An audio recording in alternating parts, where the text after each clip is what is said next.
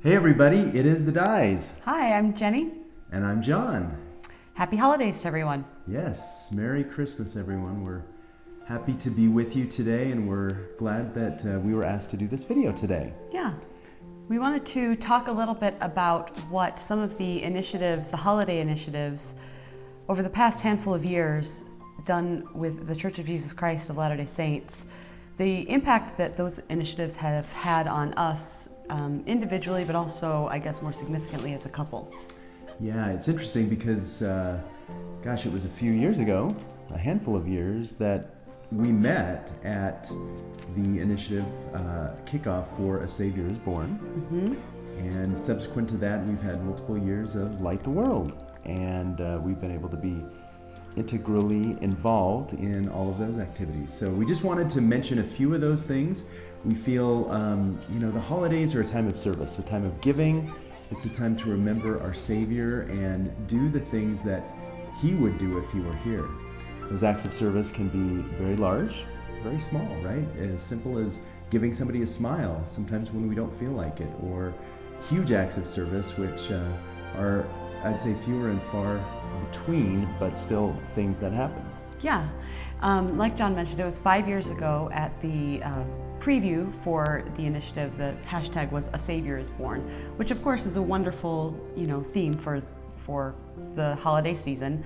But once Light the World was given, there was something different, something special about that, and that's why it's been continued over the past few years. Absolutely, yes. I think it's been multiple years that it has continued. It will continue again this year in 2020, and we're excited for that. Today specifically, we want to talk about something that we did last year. All of you familiar with Light the World, you're familiar with the service calendar, right? Usually goes through multiple days of things that you can do for others, and they're themed. And the good thing about that, what I really like about that calendar, is that it looks at each day in the month of December, leading up to Christmas, of course, and it looks at the things that we would normally do and, kind of frames it in the way of that's something that the Savior would do, feed the hungry. What it isn't is some sort of huge new service project, because no one needs one more thing to add to their to-do list, especially during the holidays. Absolutely. These are small, actionable items that can be done, and even things that we would do anyway, but with new eyes, I guess, a new intention. Yeah, so one of the big things that has taken off in recent years are the Light the World giving machines. Mm-hmm. And those have done extremely well. We've seen those start with just a single location in Salt Lake City to last year, multiple locations worldwide. And that's really what we want to talk about today. Mm-hmm. Some of the things that we were able to do to extend the reach of those giving machines last year in particular. The idea of a giving machine is a physical location, like a vending machine. With a vending machine, you go up, you put in your change or your cash, or even swipe your card, and what you receive is something for yourself. A bottle of water, candy bar, a snack, whatever you might need. The idea with the giving machines is that you do the same. You put your money in, and what you are doing is you're providing something for someone else. It's a gift for someone else. The first year, there were lines in the Joseph Smith Memorial Building in downtown Salt Lake City out the door it was so busy. And I believe the second year there were 5 cities. Yes. So do you remember what they were? I don't. Do you? I think I do. Salt Lake, Gilbert, mm-hmm. Arizona, New York City, London, and Manila in the Philippines. And I swear I did not look that up before we recorded that. Good. That's really good. And then the exciting thing about that is that more people would be able to participate. They would be able to physically go to the machines and have that experience. Well, as you can imagine, last year, 2019, it was very exciting to find out, are they going to do the giving machines again? And if so, where will they be? And they announced that they were going to double the locations. There were 10 cities. Yes. Do you remember any more? Well, they added Denver. Mm-hmm. They added others. They did add others. They added La Ie. Yes, they did. they added, I don't remember. So please forgive us for that. But there were 10. But there were 10 total. And it was, so for a lot of people, that was very, very exciting. However, for even more people, we heard a lot of people, we saw people online saying, and through other, various channels, they would say, well, I would love to do this. My family and I have been talking about this. We've been saving up our money, but we can't drive 9 hours to attend a giving machine. So what do we do? Yeah, that was the problem, right? Was even with 10, many places in the world, this didn't reach from a physical perspective. So the question was, could we extend the reach of these through some virtual perspective, right? Mm-hmm. Have it be virtual giving. And within the church and outside the church, we hear this term proxy, right? Mm-hmm. Working on behalf of somebody else, doing something for someone else that can't be done by that individual.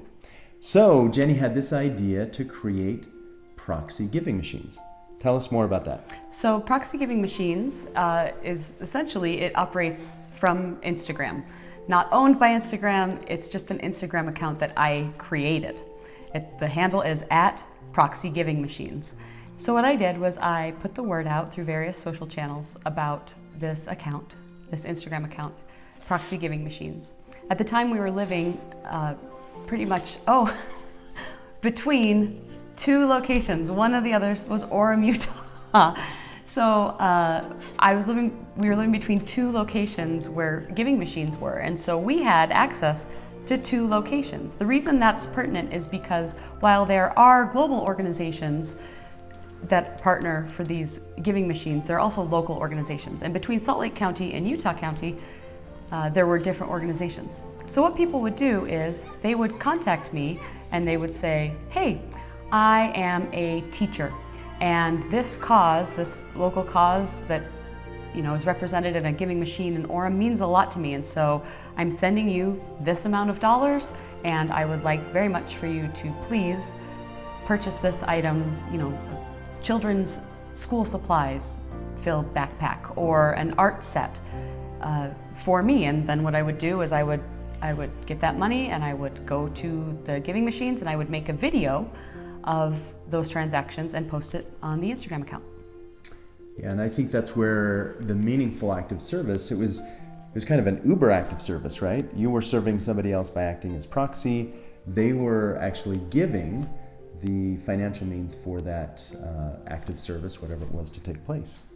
So Jenny, what were some of the most meaningful acts of service that people asked you to purchase? That's a good question. One of the most popular items in the giving machines, of course, was the idea of buying a goat or 3 chickens. What that does for a family in a developing country is it provides them not only food, a source of food, but also a source of income, depending on their needs and their location. Of course, the idea of dispensing a goat in a vending machine is absurd, but people really liked that idea. So there were a lot of people who were really excited to do that and see that card drop to the bottom of the machine. One that I really liked was someone who wished to remain anonymous. It was a very generous donation. He made sure to mention that he and his wife were a mixed faith couple, but together what they could definitely always come together on was the idea of serving others, and this was something that they wanted to contribute to together. Other families reached out and talked about how their children had saved money and the kids were excited, and so they chose things like a soccer ball or something another thing that a kid would like. Right. Of course, there was also one where a woman whose birthday is close to Christmas outsourced this idea. When friends were asking, what can I do for you for your birthday? She said, you can donate, you can help me. I would love to be able to buy a goat for a family or provide meals for someone close by in our local area. And she got donations, I think, from 5 or 6 different states in the United States. So that was a rather big transaction as well, but very meaningful in a lot of ways. So what can we learn from Light the World campaigns from years gone by? I think it's important for us to note that regardless of what's happening around us, pandemic or no pandemic, you can serve others. There are ways, both small and large, that you can serve others. If there are no giving machines, there's still ways to give. If you want to give of your time or of your talent or of your monetary means, there's still ways to do that. If nothing else this year, we've learned to think outside the box, to get creative and to be creative in how we operate daily. And I think that that absolutely applies to the giving season.